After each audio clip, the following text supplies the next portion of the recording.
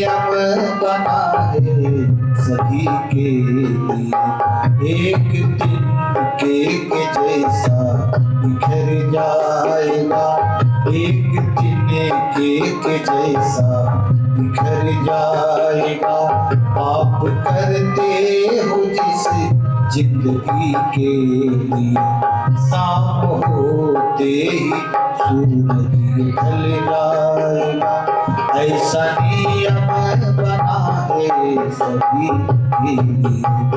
एक दिन केक जैसा बिखर जाएगा।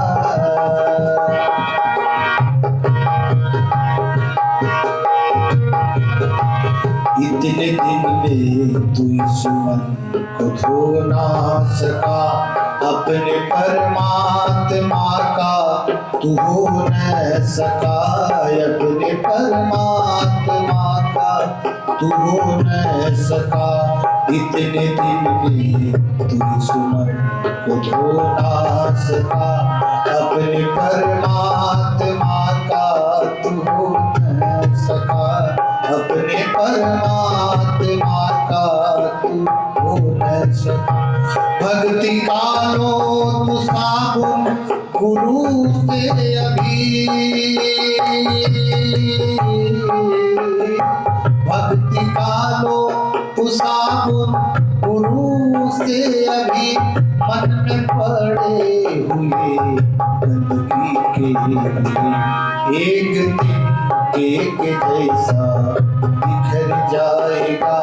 एक दिन केक जैसा बिखर जाएगा। पाप करते हो जिस जिंदगी के लिए, शाम होते ही सूरज ढल जाएगा।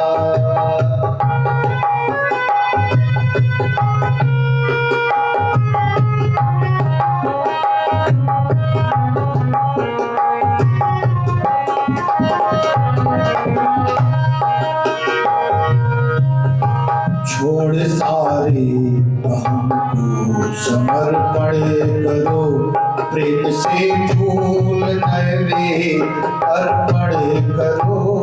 प्रेम से फूल नैवेद्य अर्पण करो। छोड़ सारे अहम को समर्पण करो, प्रेम से फूल नैवेद्य अर्पण करो।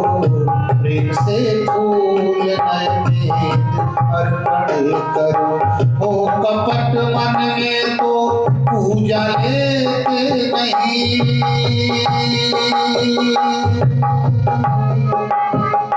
हो कपट मन में तो पूजा लेते नहीं। मन को निर्मल करो बंदगी के लिए, एक दिन केक जैसा बिखर जाएगा।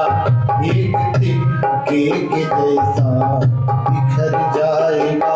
पाप करते हो जिस जिंदगी के लिए, शाम होते ही सूरज ढल जाएगा।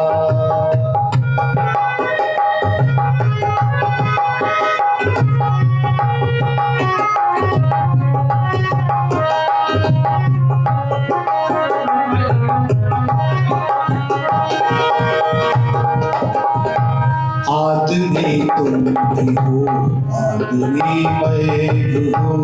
यूं तो हर आदमी आदमी है, मगर यूं तो हर आदमी आदमी है, मगर आदमी तुम भी हो, आदमी मैं भी हूँ।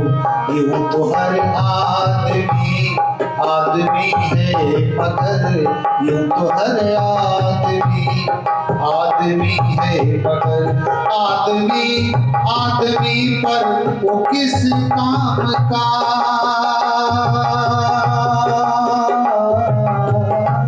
आदमी आदमी वो किस काम का। आदमी जो न हो आदमी के लिए एक दिन एक जैसा बिखर जाएगा, एक दिन एक जैसा बिखर जाएगा। पाप करते हो जिस जिंदगी के लिए, शाम होते ही सूरज निकल जाएगा, शाम होते ही सूरज निकल जाएगा। ऐसा नियम बना है सभी के लिए, एक दिन एक जैसा बिखर जाएगा। परमात्मने नमः।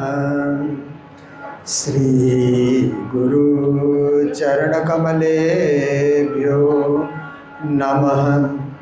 आनंदकंदं प्रभुदेव चंद्रं व्रजे स्वरूपे न पुरापि जातं, प्रविश्य प्राप्तं प्रिय प्राणनाथं परे सपूर्णा सततां नमामि।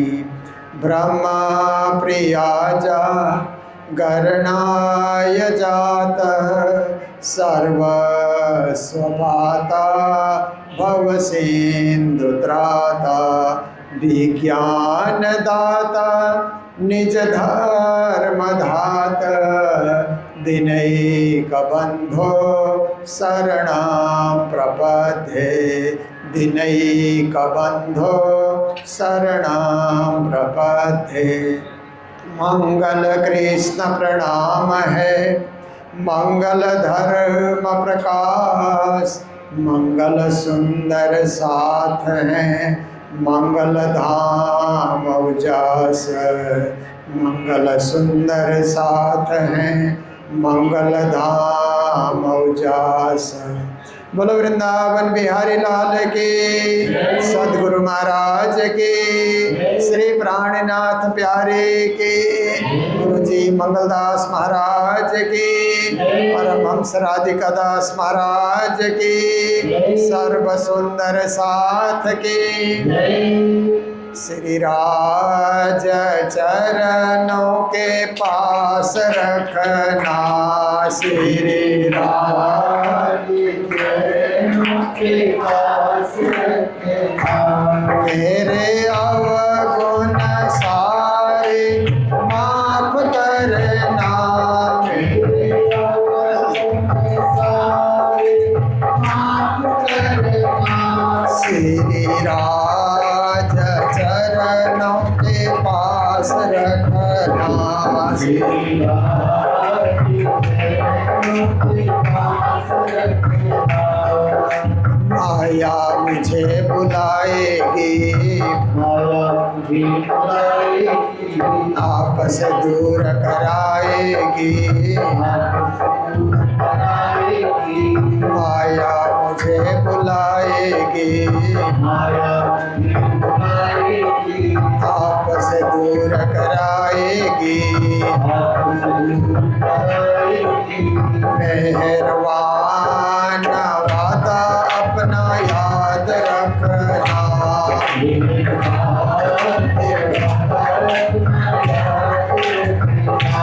मेरे अवगुण सारे माफ करना, मेरे अवगुण सारे माफ करना।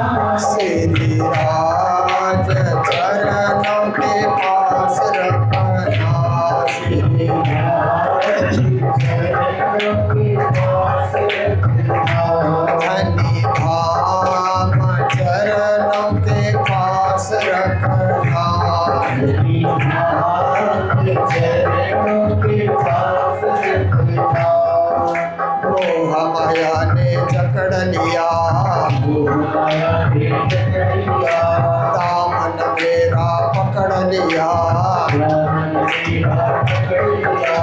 मोह माया ने जकड़ लिया, मोह माया ने जकड़ लिया, दामन मेरा पकड़ लिया, इन झूठे झमेलों से आजाद रखना,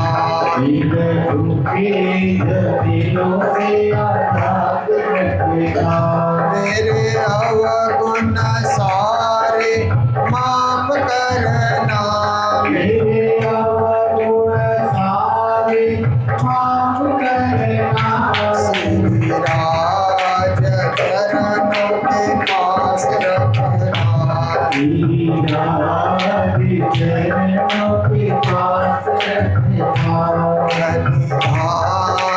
चरणों के पास रखना, हरिधाम चरणों के पास रखना, चरणों के पास रखना। बोलो सतगुरु महाराज की। परम आदरणीय ज्ञान भक्ति सेवा की प्रतिमूर्ति पूज्य स्वामी श्री सदानंद जी महाराज जो भागवत की भक्ति रसमयी कथा श्रवण करा रहे हैं, और आज हमारे मध्य हमारे विद्वान कुशल मंच संचालक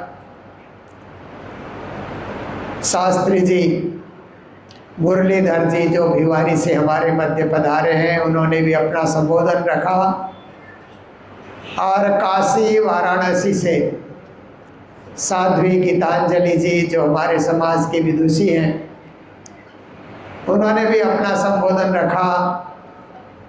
सभी हमारे भागवतकार और संगीतकार बंधुगण, आप समस्त धर्म प्राण शिरोमणि सुंदर साथ जी सभी को कोटि कोटि करबद्ध प्रेम प्रणाम। एक जरा जुल्म न रहे वही, सुबुद सबों में धर्म, बरत्यो सुख संसार में विकार काटे सब कर्म। देखिए प्राणनाथ जी की वाणी, हम कहते हैं ना बोली वचन और वाणी, तीनों में थोड़ा थोड़ा फर्क है। बोली तो बच्चे भी बोलते हैं ना,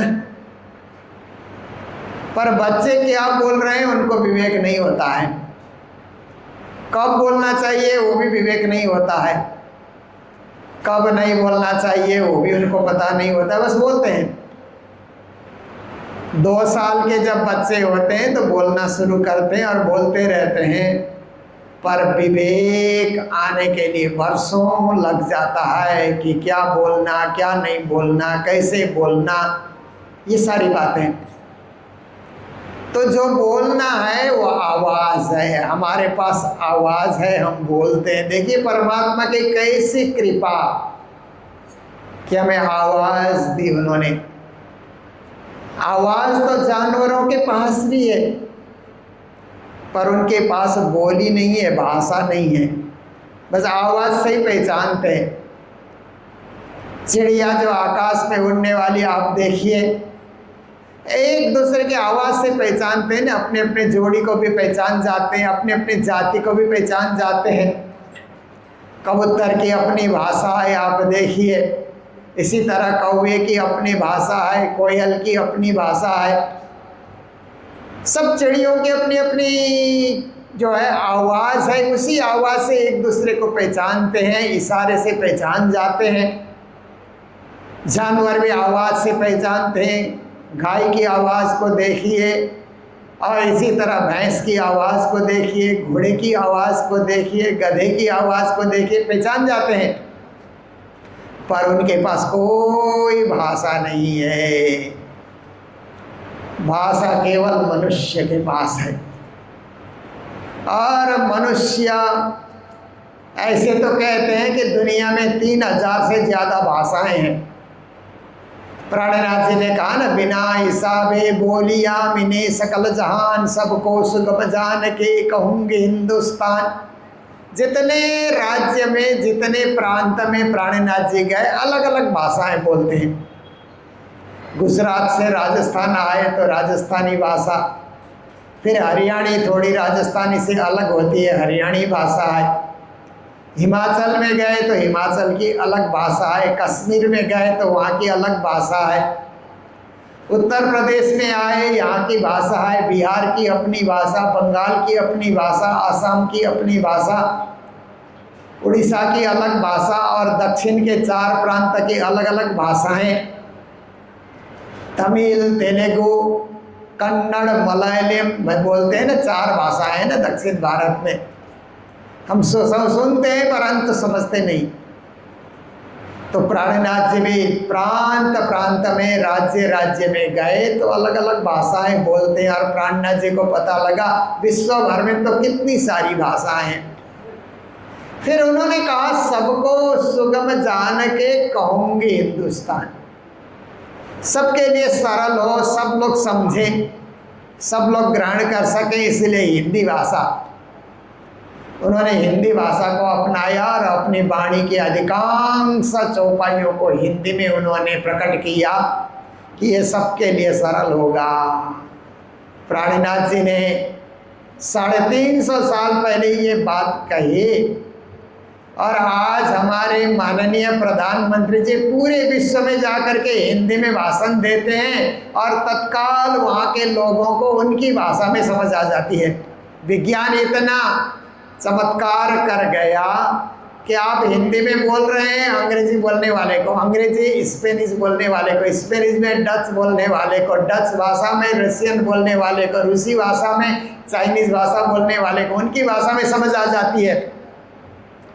फटाफट उसका ट्रांसलेशन हो जाता है और हिंदुस्तानी भाषा में विश्व भर में प्रचार प्रसार कर रहे हैं और भारत की महिमा बढ़ा रहे हैं। प्राणनाथ जी ने कहा एक दिन ये भाषा, बड़ी भाषा यही बनी, एक दिन ये भाषा सबसे बड़ी भाषा होगी।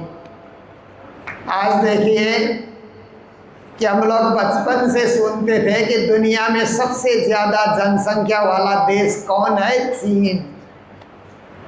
अब भारत ने जीत लिया है पिछले साल से जनसंख्या में। अब भारतीयों की जनसंख्या चीन से ज़्यादा हो गई कुछ परसेंटेज से। तो हमारी भाषा बड़ी भाषा हो गई। भारत की भाषा तो हिंदी भाषा है। प्राणनाथ जी का बड़ी भाषा यही भली जो सब में जाहिर, एक दिन सब में ये भाषा प्रकट होगी। सबको सुगम जान के कहूँगे हिंदुस्तान, इसलिए सबके लिए सरल हो, सुबोध हो, अच्छी तरह समझ आए, इसके लिए उन्होंने हिंदी में हमें समझाया तो हम भाषा को समझते हैं। देखिए बोली है, वाणी है, भाषा है, पर जहाँ वाणी की बात आती है तो उसमें गहराई होती है। बोलने बोलने में भी गहराई होती है ना। कुछ लोग ऊपर ऊपर की बातें करते हैं, कुछ लोग थोड़ी गंभीर बातें करते हैं, कुछ लोग गहरी बात करते हैं। आप देखिए सर्वसाधारण की बात सुनिए तो गांव बीती बातें करते हैं ना। आप देखिए कोई गांव में जाइए तो 4-5 बुढ़े लोग बैठे हैं तो गांव में क्या कुछ हो रहा है, खेती कैसे हो रही है, बरसात नहीं हुई है, गर्मी बहुत हो रही है, ये सारी बातें तो होती है। पर एक कवियों की गोष्ठी में आप जा कर के बैठेंगे जहाँ लेखक लोग बैठे हैं तो वहाँ पर साहित्य की बातें वो करते हैं। पद्य की चर्चा, गद्य की चर्चा, ज्ञान की चर्चा और कविता की चर्चा वो लोग करते हैं। परस्पर शास्त्रों की भी चर्चा करते हैं।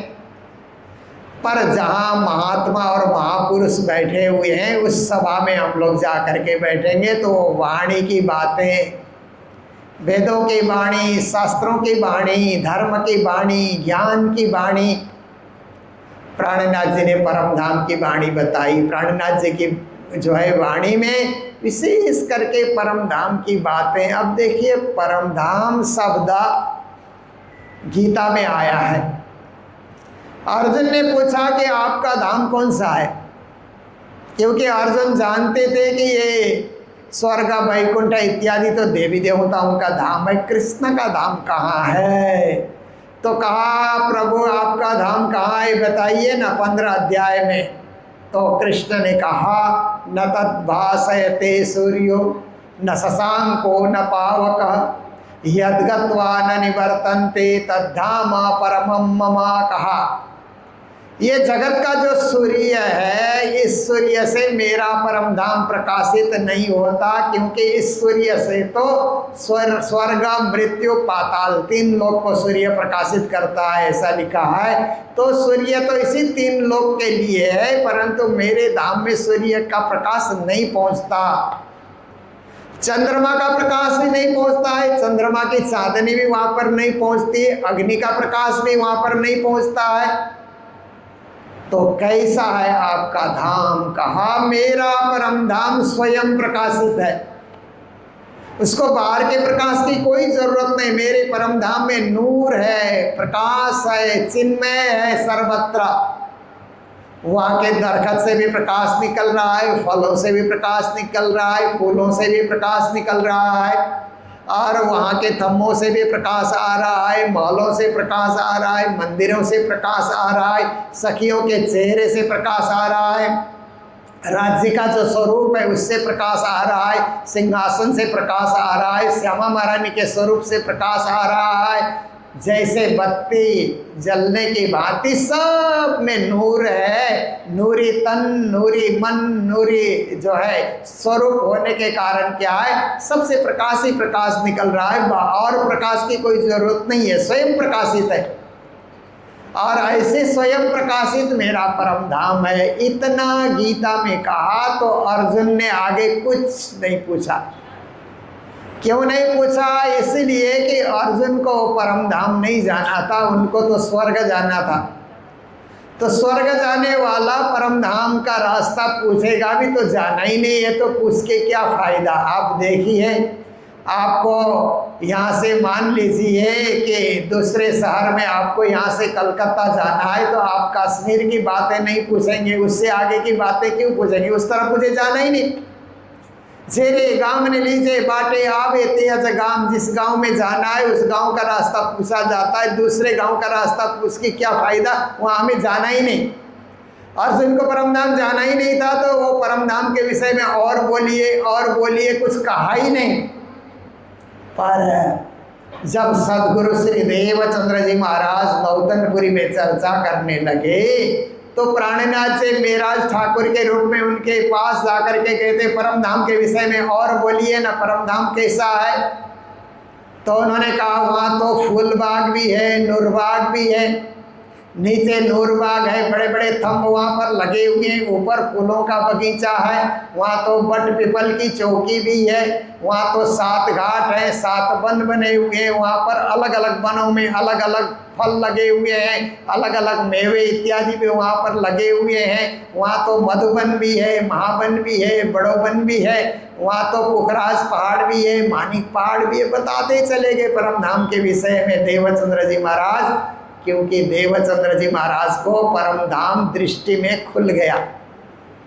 श्री देवचंद्र जी को दर्श दियो जो है पूर्ण रूप, तारतम्य को तत्व कयो हृदय बैठी स्वरूप। देवचंद्र जी को कृष्ण ने दर्शन देकर के कहा कि ये परम धाम का ज्ञान तुझे मैं बताने के लिए आया हूँ, जो अधूरा है शास्त्रों में, आज तक पूरी तरह उसकी व्याख्या नहीं हुई। क्योंकि परम धाम शब्द आप देखिए भागवत में भी आया है। कब भागवत में आया? कि जब परीक्षित पूरा ज्ञान सुनने के बाद अब सुखदेव मुनि महाराज ने कहा कि राजा परीक्षित, तेरे को जो सुनाना था प्रथम स्कंद से लेकर के 12वें स्कंद तक मैंने पूरा का पूरा तुझे ज्ञान दे दिया है। लोक परलोक का ज्ञान, देवी देवताओं का ज्ञान, भक्तों का ज्ञान, कृष्ण के दिव्य लीला का ज्ञान, रास लीला का ज्ञान, तुम्हें क्या नहीं सुनाया? इसलिए तुम अब मोक्ष के विषय में सोचो। और तुम तो राजा मनुष्य से पशु बुद्धि में माम जहे, मन से ये बात निकाल दो कि तक्षक आएगा मुझे डसेगा, तक्षक आएगा मुझे मारेगा, ये जो भय है इससे निर्भय हो जाओ। क्योंकि इतना ज्ञान मैंने तुम्हें सुनाया है कि अब तुम्हारे मन में मरने का डर होना ही नहीं चाहिए। तुम्हें तो एक तरने का और परम पद पाने का, मोक्ष पाने का ज्ञान मैंने सुना दिया है। तो मैं क्या करूं? सुखदेव जी तो जाने की तैयारी कर रहे हैं, तो गुरुदेव कहिए ना मैं क्या करूं? कहा अहम ब्रह्म परम धाम ब्रह्माहम परमम पदम। तुम ऐसा सोचो कि मैं ब्रह्म रूप बन गया हूँ और मेरा धाम परम धाम है, उससे अतिरिक्त कुछ नहीं, वही परम पद है, वही अखंड पद है, ऐसा तुम याद करो। सुखदेव ने ऐसा बताया और वो तो निकल गए, पर राजा परीक्षित को भी परम धाम जाना नहीं था, उनको तो केवल वैकुंठ जाना था। इसलिए परम धाम के विषय में सुखदेव को उन्होंने ज़्यादा आग्रह नहीं किया कि गुरुदेव परम धाम के विषय में और बताइए ना, और बताए नहीं, उनको वहाँ जाना ही नहीं है तो उसके क्या करेंगे। पर प्राणनाथ जी ने देवचंद्र जी को बहुत बार पूछा कि गुरुदेव परम धाम बताइए और परम धाम बताइए, तो वहाँ का जो है परम धाम का सुंदर सुंदर दृश्य, परम धाम की 7 परिक्रमा, परम धाम के श्री यमुना नदी का वर्णन, यमुना के जल का वर्णन और परम धाम के पत्ते पत्ते का वर्णन, वहाँ के प्रत्येक वहाँ की हरियाली का वर्णन, राज्य के एक एक रूप का स्वरूप का वर्णन, नूरी तन का वर्णन, सच्चिद आनंद का वर्णन, अद्वैत का वर्णन, अनंत का वर्णन, अखंड का वर्णन, ये वाणी में भरे पड़े हैं। सारे ज्ञान के खंड वहाँ पर भरे पड़े हैं। जब हम रस से शुरू करते हैं, क्योंकि हमारे जीवन में रस नहीं आया तो भक्ति नहीं होती है। ऐसे भक्ति करने के लिए हम बैठते हैं, परंतु भक्ति तभी आती है कि जीवन में एक रस आ जाए, परम तत्व का बोध करने का एक रस, परमात्मा के विषय में जाने और उनको माने। दुनिया में अधिकांश लोग परमात्मा कौन है जानते ही नहीं, पर मानते तो जा रहे हैं, मान रहे हैं, इधर भी मानते हैं उधर भी मानते हैं, शब्द मानते हैं, श्रद्धा है उनके दिल में इसलिए मानते हैं, परंतु मालिक कौन है ये पता ही नहीं चलता है। पर हमारे यहाँ तो एक मालिक पूर्ण ब्रह्म परमात्मा का परिचय प्रारंभ में दे दिया, निज नाम देते ही एक परब्रह्म परमात्मा का नाम दे दिया गया है। तो उन्हीं के गिर्द गिर्द हम घूमते हैं कि हमारे निज नाम तो श्री कृष्ण जी हैं और अनादि और अक्षरातीत तो हैं, सबसे परे, सबसे बड़े, सबके मालिक, सबके स्वामी, सर्वेश्वर, उनके आगे और कुछ नहीं। परम धाम से परे कोई धाम है नहीं और निज नाम महामंत्र से बड़ा कोई मंत्र है नहीं। इसलिए कहा निज नाम पढ़ा तिन सब पढ़ा, सब मंत्र न का भेद, निज नाम बिना नर खाली गया, पढ़ पढ़ चारों वेद। देखिए आपने वेद शास्त्र बहुत कंठस्थ कर लिया, इतने सारे श्लोक याद किए, इतने सारे आपने ऋचाओं को याद किया, बहुत कुछ आपने याद किया, पर किसी ने पूछा कि परब्रह्म का नाम क्या है बताओ।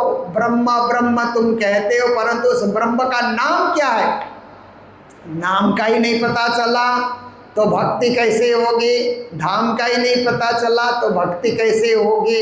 वहाँ के लीला का ही नहीं पता चला तो भक्ति कैसे होगी। और वहाँ के उस दिव्यता और भव्यता का ही पता नहीं चला तो भक्ति कैसे होगी। जब पता चलता है तो प्रेम का उदय हो जाता है, और जब प्रेम का उदय होता है तो प्रेम खोल देवे सब द्वार, पारे के पार जो पार, पंथ होवे कोटि कलप, प्रेम पहुँचावे मिने पलक, प्रेम ऐसी बात सुधारे, ठौर बैठे पार उतारे। देखिए जब ज्ञान होता है, ज्ञान होने के बाद प्रेम उदय होता है और वो प्रेम ही परमात्मा से मिलाता है। तभी तो गुरु महाराज मंगलदास जी ने कहा प्रेम रूप मन प्रेम तना, प्रेम साज श्रृंगार, खेल ओ रस प्रेम मया, प्रेम आहार विहार। प्रेम जब हृदय में प्रकट होता है परमात्मा प्राप्ति के लिए, वो कभी टूटता नहीं, वो कभी भंग नहीं होता है, वो कभी ज़्यादा कम भी नहीं होता है। वो निरंतर निरंतर एक रंग, एक रस, एक रूप, एक स्थान में बना का बना रहेगा। और अंत घड़ी में भी हम लोग क्या है, प्रेम ऐसा हमारे हृदय में उमड़ता है कि कोई आकर के पूछे कि अभी अंतिम इच्छा क्या है। कभी कभी लोग बुढ़े हो जाते हैं, बीमार हो जाते हैं, बिस्तर पकड़ लेते हैं, तो पूछते हैं ना आपकी अंतिम इच्छा क्या है। तो सच्चे सुंदर साहब यही कहते हैं, राजश्यामा राजश्यामा राजश्यामा कहते हुए प्राण निकल जाए।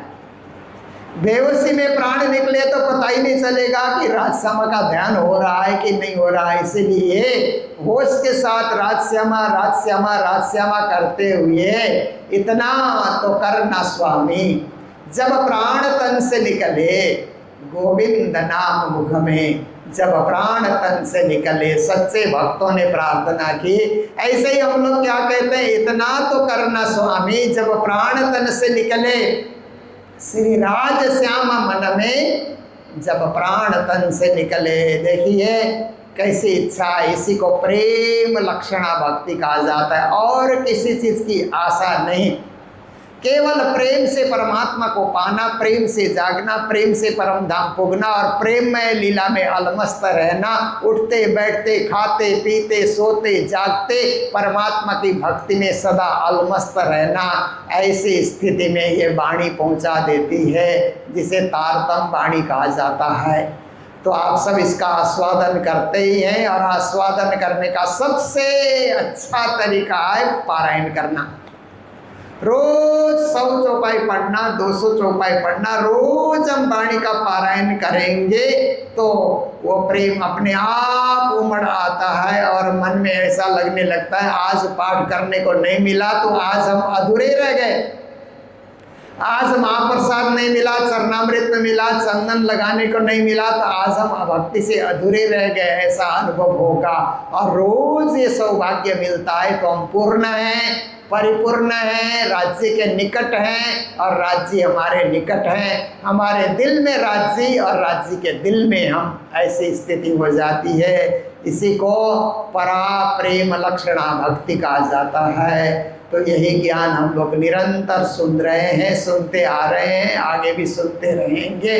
तो मैं इतने में ही रखना चाहूँगा, क्योंकि भागवत का भी समय हो रहा है। आप सबको विदित ही है, पूज्य महाराज जी ने भी आप सबको सूचना दी है कि कल हम लोग छत्रसाल स्टेडियम में मिलेंगे और महाराजा छत्रसाल जी का जन्मदिन छत्रसाल स्टेडियम में, जो सरकारी स्टेडियम है, दिल्ली सरकार का बहुत बड़ा स्टेडियम है, जहाँ 12,000, क्या गजब की बात है ना। उस स्टेडियम में हमने वहाँ के अधिकारी को पूछा कि ये पूरे स्टेडियम भरना हो तो कितने आदमी चाहिए, कहते हैं 12,000। ये तो परम धाम की बात है। पर हम 12,000 पहुँचे, कोई दिन हम लोग 12,000 भी पहुँचेंगे। पर अब तो तुम 12 हो, तुम्हें मिलसी 12,000। प्राणनाथ जी ने कहा 12 भी इकट्ठे होते हैं तो 12 से फिर 12 का गुना कीजिए, ऐसे करते हुए 12,000 की गिनती में भी हम पहुँच सकते हैं। हम लोग आगे बढ़ते रहें और कार्यक्रम को सुखद और सुंदर बनाते रहें। इन्हीं शब्दों के साथ अभी की वाणी चर्चा को विराम दे रहे हैं। बोलो सतगुरु महाराज की, श्री प्राणनाथ प्यारे की प्रणाम। हम सभी लोग श्रीमद् भागवत की कथा श्रवण कर रहे हैं, वाणी चर्चा में गोता लगा रहे हैं। ये सब जो भी हम कर रहे हैं ये हमारे लिए साधन है, इन्हें साधन कहा जाता है। तो साधन यदि श्रीमद् भागवत कथा वाणी चर्चा है तो इसका साध्य क्या है? साध्य मतलब इससे जो हमें फल प्राप्त हो उसे साध्य कहा जाता है। तो हमें क्या प्राप्त करना है इसके माध्यम से? अब हम ये प्रश्न अपने अपने मन में सभी लोग करें कि हम जो भी कर रहे हैं, चाहे हम वाणी श्रवण कर रहे हैं, चाहे हम सेवा कर रहे हैं, हम भोजन पका रहे हैं, ये सब जो भी सेवाएं हैं इनके माध्यम से हमें क्या प्राप्त करना है? यदि ये प्रश्न हम अपने अंतरात्मा से करें तो हमें जवाब क्या मिलता है? इसका जवाब स्वामी श्री प्राणनाथ जी ने बड़ी ही सुंदर वाणी में क्या कहा? पहले क्या कहा? पहले आप पहचानो। हम जो भी कर रहे हैं उसका सार क्या है? हमें अपने आप को पहचानना है। देखिए प्राचीन काल से ही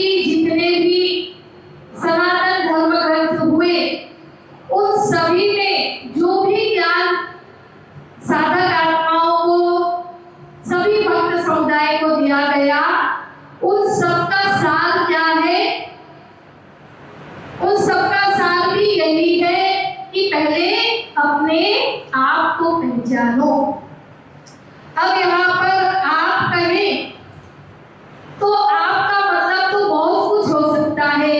अपने आप को पहचानना मतलब अपने शरीर को पहचानना भी हो सकता है, या फिर आपकी आइडेंटिटी जिससे जुड़ी है। यदि आपसे कोई आपकी आइडेंटिटी पूछे, आपका परिचय पूछे, तो आप क्या बताते हैं?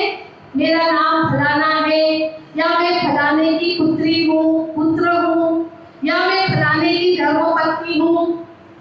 हम लोग आज तक केवल अपनी यही आइडेंटिटी बताते आए हैं, क्योंकि हमें आज तक भौतिक ज्ञान के रूप में इतना ही प्राप्त हुआ है, और इसी ज्ञान के अवतार में हम लोग फूले नहीं समाते कि मैं एक इतने धनाढ्य, एक बड़े व्यवसायी की पुत्री हूँ, या मैं उसकी पत्नी हूँ। तो ये जो अभिमान है, ये अभिमान क्या करता है? हमें अपने आप को पहचानने नहीं देता। प्राचीन काल में जब वेद उपनिषद आदि के अध्ययन के लिए अपने अपने पुत्रों को माता पिता गुरुकुल में भेजा करते थे, तो उस समय का मैं आपको एक उदाहरण दूं। एक छांदोग्य उपनिषद में एक कथा आती है। पुत्र है श्वेतकेतु और उसके पिता है उद्दालक। उद्दालक अपने पुत्र श्वेतकेतु को जब वह 12 वर्ष की अवस्था का हो जाता है, तो उसे गुरुकुल भेजते हैं कि तुम गुरुकुल में अध्ययन करके आओ। तो जो श्वेतकेतु उसका पुत्र होता है, वह 12 वर्ष तक गुरुकुल में वेद अध्ययन करता है। वेद अध्ययन, उपनिषद और गुरुकुल में गुरु के द्वारा अन्य जो भी ज्ञान प्राप्त होता है, उसे ग्रहण करके वह वापस अपने पिता के पास, अपने परिवार में आता है।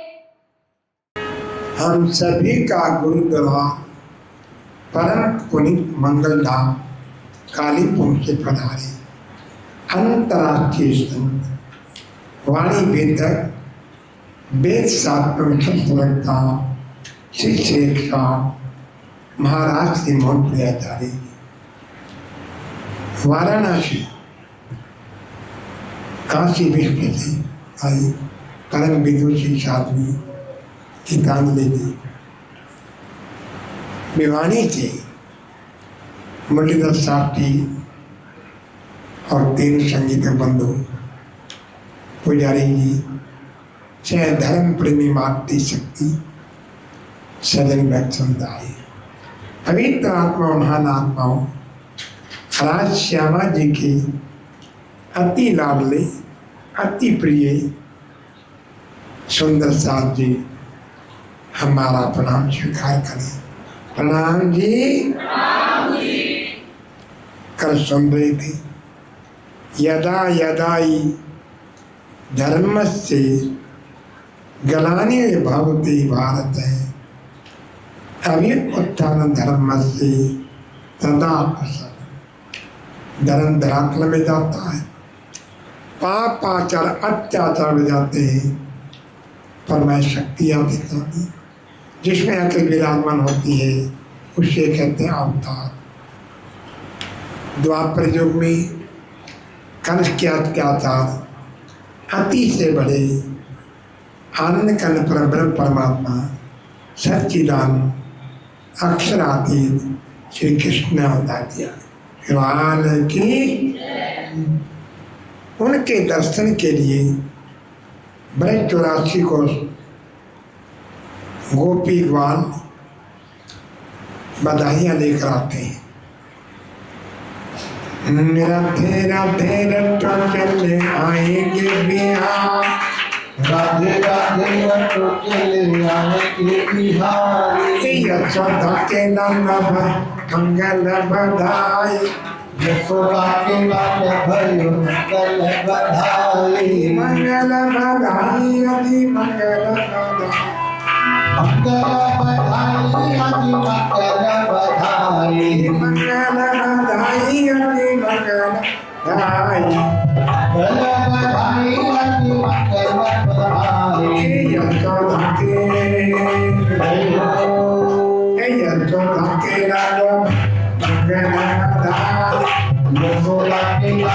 भयो मंगल बधाई गोपिया चंद्रा मंगल बधाई गोपिया चंद्राई मंगल बधाई गोपिया चंद्रा मंगल बधाई गोपिया चंद्राई मंगल बधाई गोपिया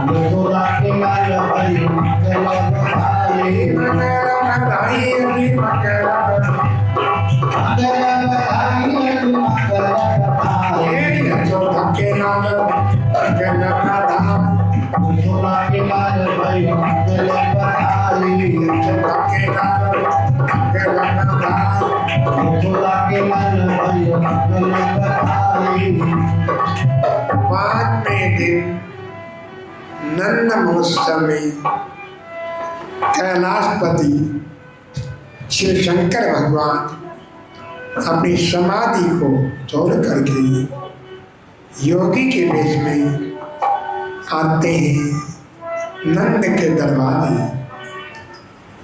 अलख निरंजन एक गोपी ने समाचार दिया, यशोदा मैया देखो योगी राजा कैसे हैं, देखो एक बाला योगी द्वार तुम्हारे आया है। देखो एक बाला योगी द्वार तुम्हारे आया है। अंध विभूति करुण तथा श्रृंगेनाथ पधारा। विभूति छाला श्रृंगनाथ बनाया है। भिक्षा निकली नंदना मुक्तियन ताल बनाया। भिक्षा निकली नंदना मुक्तियन ताल बनाया है। भिक्षा लेकर योगी मेरा लाल डराया।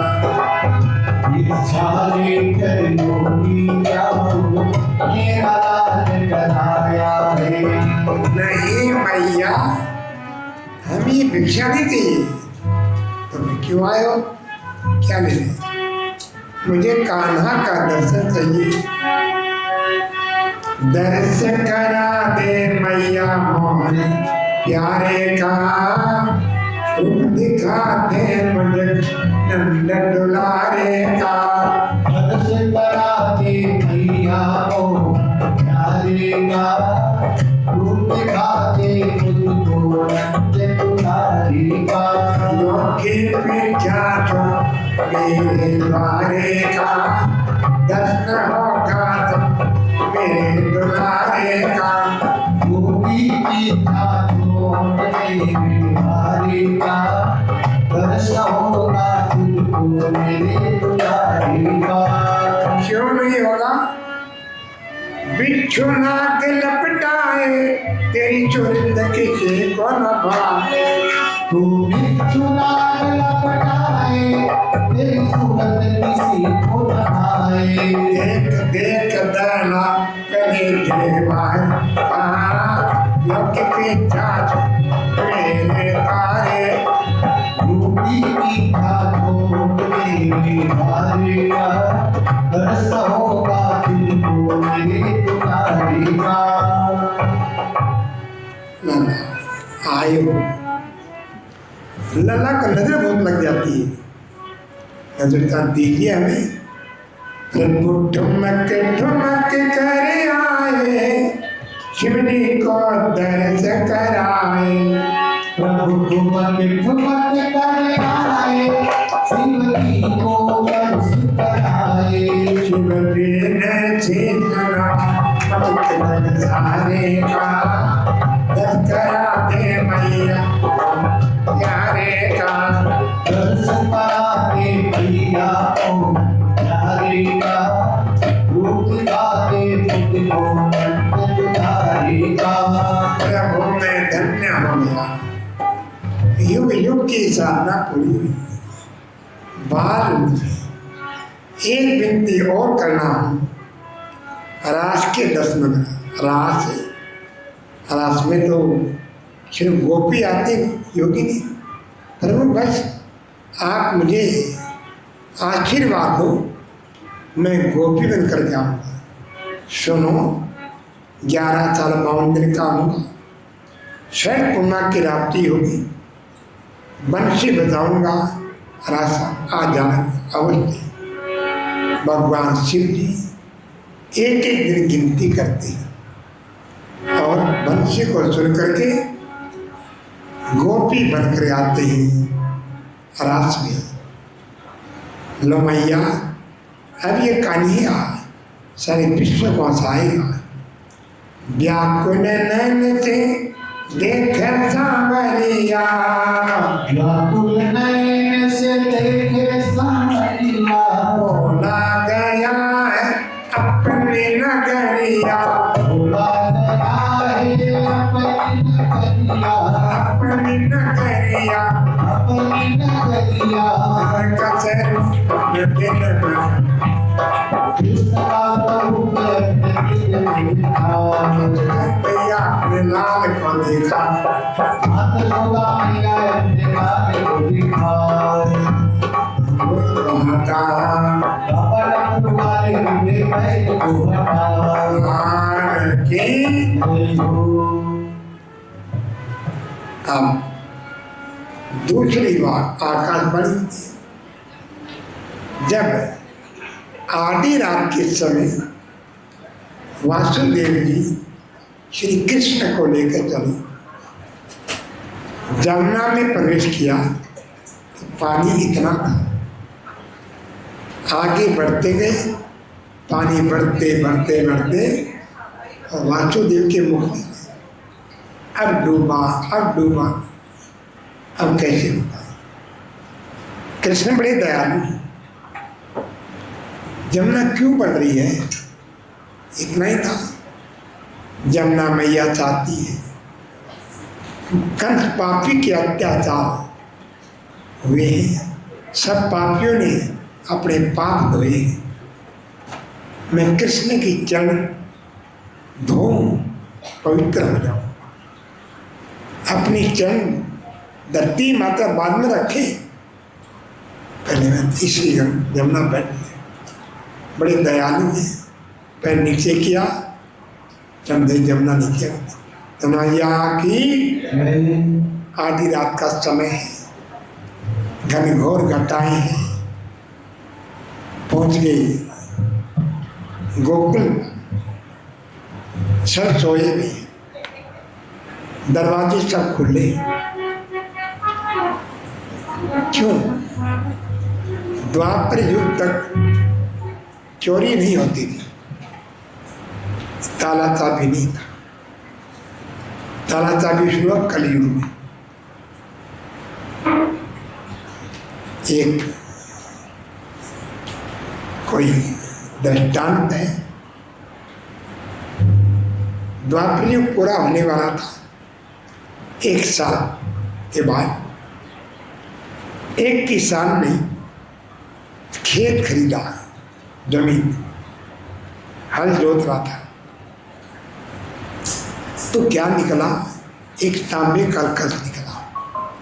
तांबे का कलश में सोने के अचरजियाँ, कलश लेकर चला गया, कहाँ, जिससे खरीदा था। तो भाई ये कलश तुम्हारा है, क्योंकि मैं तो खेत खरीदा है, इसके लिए तो आपका ना। नहीं जी, वो तो नहीं, मैंने तो दूसरा बेच दिया। इसके नीचे क्या है, वो सब तेरे पत्थर उड़े। दोनों कहते नहीं जी, मैं क्या चलूँ, मैंने इसका पैसा दिया नहीं। वो कहते मैंने पूरा बेच दिया। अंत में केस चलेगा राजा के पास। वो कहता है जी मैंने खेत बेचा, सामान तो नीचे क्या सब इसका है, मेरा थोड़ी है, पर पहले। वो कहते नहीं जी, मैंने सिर्फ खेत खरीदा है, इसके नीचे इसका है।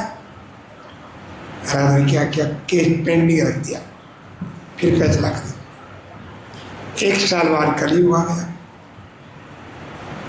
दोनों पहुंच गए, ले मटका मेरा है, वो कहता मेरा है, दोनों मेरा मेरे कहते हैं।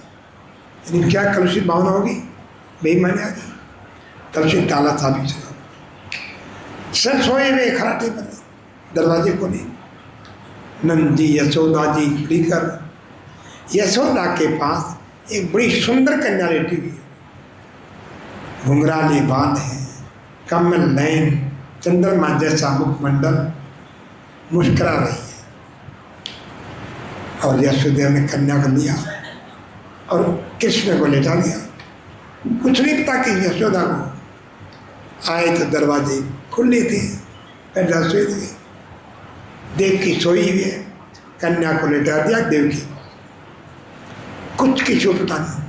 लेटा कन्या रोई, रोते रिमोट कंट्रोल जैसा हो गया, दरवाजे बंद, अखड़े के पैर, कंस दौड़ा और कन्या को पकड़ के मारना चाहा। देवकी पैर पकड़ती है, भैया कन्या एक तो छोड़ दे ना, और ऐसे करके पत्थर पटकने चाहा। कन्या निकल गई, आकाश में गई, 8 भुजा पर, 8 भुजा देवी की। ए मूर्ख कंस, कितने भी बच्चे मार, कितनी जेलें भर दे, पर तुझे मारने वाला तो पहुंच गया। दादा ये कैसे हो गया? पूछना, तुमको ट्रेनिंग दिया गया है अनेक प्रकार रूप बदलने का। बच्चे मारने मारे जाओ, ब्रज मंडल में जाओ, जितने बच्चे हैं मार कर लाओ, जीवित लाओ, इनाम दूंगा। पूतना के लिए छोला श्रृंगार करके आई। मैंने सोचा 84 कोच का मतलब बच्चे कहते, हजारों बच्चे कैसे मारूंगी। तो क्या देखा, 15-20 गोपियाँ नाचती गाती आ गई, उनमें जाकर मिल गई और उनके साथ गाने लगी। गोकुल में लेके आवता आज मेरा आ गया, गोकुल में लेके अवतार आ गया, पृथ्वी का हरने को आज मेरा आ गया, पृथ्वी का हरने को आ गया, गोकुल नगर आनंद छाया, आनंद गोकुल नगरी में आनंद छाया, आनंद छाया, माते यशोदा कृष्ण को पाए, कृष्ण को पाए, माते यशोदा ने कृष्ण को पाया, कृष्ण को पाया, और ही आग मेरा आ गया, हो रही जय जयकार आ गया, गोकुल में लेके आवता आज मेरा आ गया, गोकुल में लेके अवतार आ गया, कैसी चौहानी देखो घड़ी आज घड़ी आज ऐसी सुहानी देखो घड़िया जे आई, घड़िया जे आई, हंस करके देते हैं सबको बता, सबको बता, हंस करके देते हैं सबको बधाई, सबको बधाई, खुशियों की छाई अपना आज मेरा आ गया, खुशियों की छाई है बहार आ गया, गोकुल में लेके आवता आज मेरा आ गया, गोकुल में लेके अवतार आ गया, पृथ्वी का हरने को आज मेरा आ गया, पृथ्वी का हरने को भार आ गया, आनंद जी के भाग का चमका सितारा, चमका सितारा, नंदिनी के भाग का चमका सितारा, चमका सितारा, गोकुल में आ गया भक्तों का प्यार, भक्तों का प्यार, गोकुल में आ गया भक्तों का प्यारा, भक्तों का प्यारा, गाने मंगला का आज मेरा आ गया, और नहीं मंगलाचार्य आ गया, गोकुल में लेके आवता आज मेरा आ गया, गोकुल में लेके अवतार आ गया, पृथ्वी का हरने को आज मेरा आ गया, पृथ्वी का हरने को भार आ गया, पूतना दौड़ करके ये चौदह वगैरह लगाती है, सोना चांदी के आभूषण भेंट करती है और लल्ला को लेकर के आशीर्वाद देती है, चिरंजीव भाव, आयुष्मान भाव, जुग जुग जीवे तेरा लाल, दुश्मन का भी आशीर्वाद दो। आई तो जल पिलाने फिर आशीर्वाद दे रही है। यशोदा को यकीन हो गया बड़े घर की है, लकी गोपी स्वागत में और पूर्णता को मौका मिल गया। देखिए एक और जहर पिला रही है, बड़े प्रेम से जहर पी रही, मुस्करा रही है, उससे सारा जहर पी गया, रोता भी नहीं मरता भी नहीं। कृष्ण कहते हैं जीवन रूपी पूर्णा मेरी शरण में आ जा। जहर मानी अवगुण, जहर मानी पाप, कितने भी पाप किए, कितने अवगुण हैं, शरण में आ जा। एक बार कह दे तेरी शरण श्री जी तेरी शरण, तेरी शरण श्री तेरी शरण, तेरी शरण में आया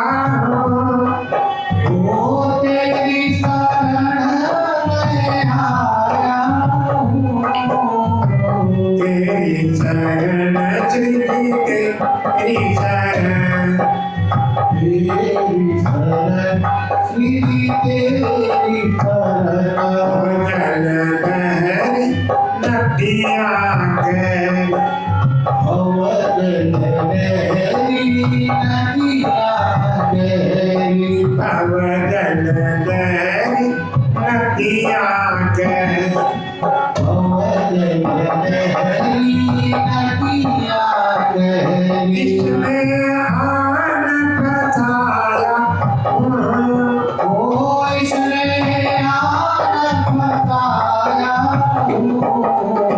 तेरी शरण रिद्धि तेरी शरण तेरी शरण श्री तेरी शरण तेरी शरण में आया हूँ ओ तेरी शरण में आया हूँ तेरी शरण रिद्धि तेरी शरण तेरी शरण श्री तेरी शरण और पूतना को मुक्त कर दिया।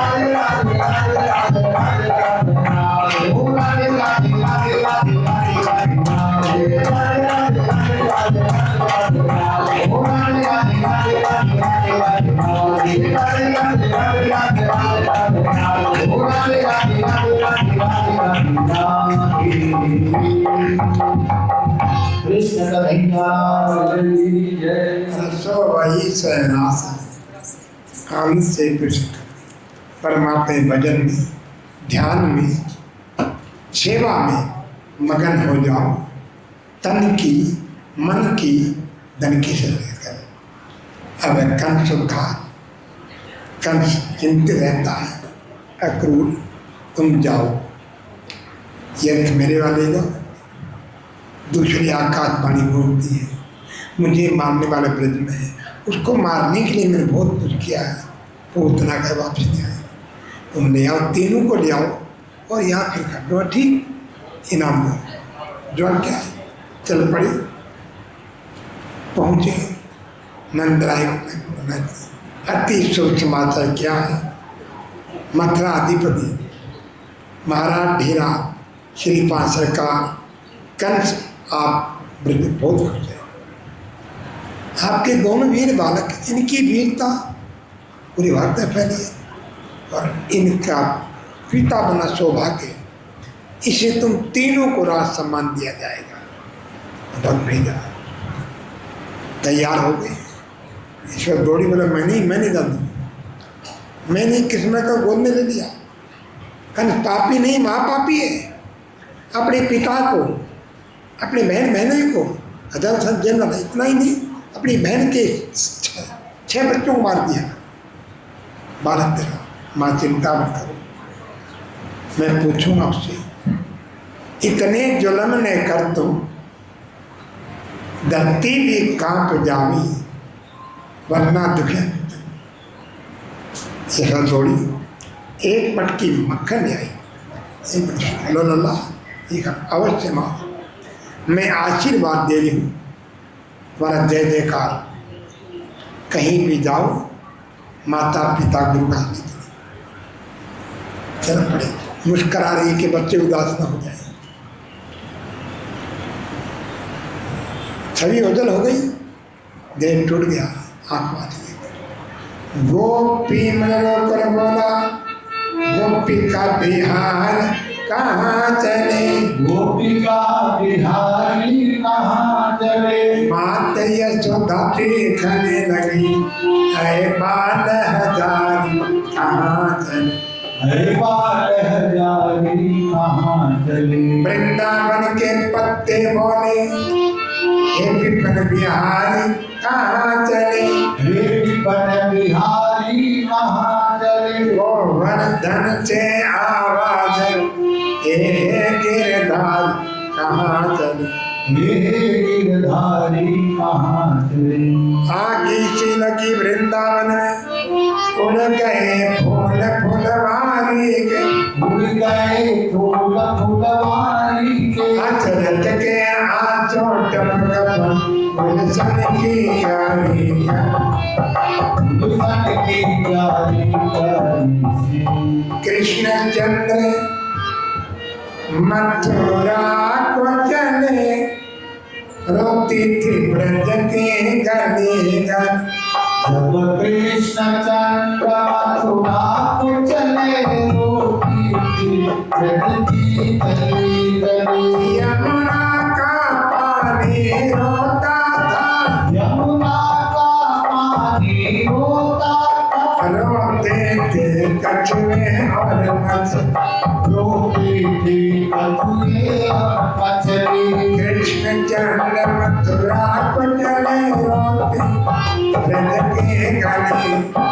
जब कृष्ण चंद्र मथुरा को चले, रोती थी ब्रज की गली गली। ग्वाल बाल सब रोते थे, ग्वाल बाल सब रोते थे। घर काम छोड़ कर सखी, घर काम छोड़ कर सखी चली। होती थी व्याकुल होती थी, रोती थी व्याकुल होती थी। मेरी राधा ने भगवान, श्री राधा ने बचपा करे। कृष्ण चंद्र मथुरा को चले, रोती ब्रज की गली।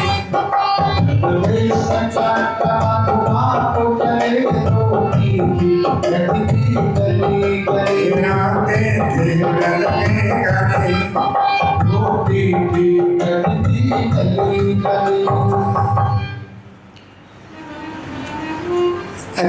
का जमुना में नहाने लगे, क्या दिखा जमुना के संबला बिहारी रथ में बैठे।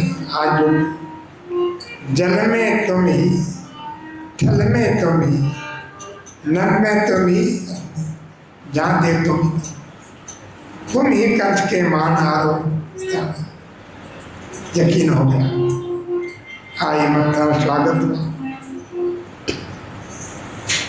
एक कुब्जा नाम की कुबड़ी ने जब तुमने लगाया, उसका कुबड़ापन दूर कर दिया, धनुष को तोड़ा, कुबड़ी ने हाथी को मारा, कंस के 2 अंग रक्षक थे, जामुन को मारा, कंस भयभीत हुआ, भागा।